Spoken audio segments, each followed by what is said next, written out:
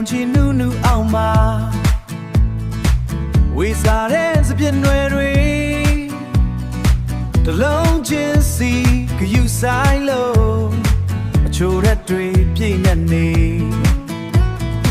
တဘာဝရဲ့လက်ဆောင်မောလက်ဆက်ချင်းကုန်အင်္ဂါတွေနဲ့မွေးပြန်တဲ့ရနံလေးတွေ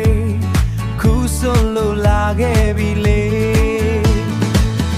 ယုံကြည်စိတ်ချစွာဝယ်ယူပါ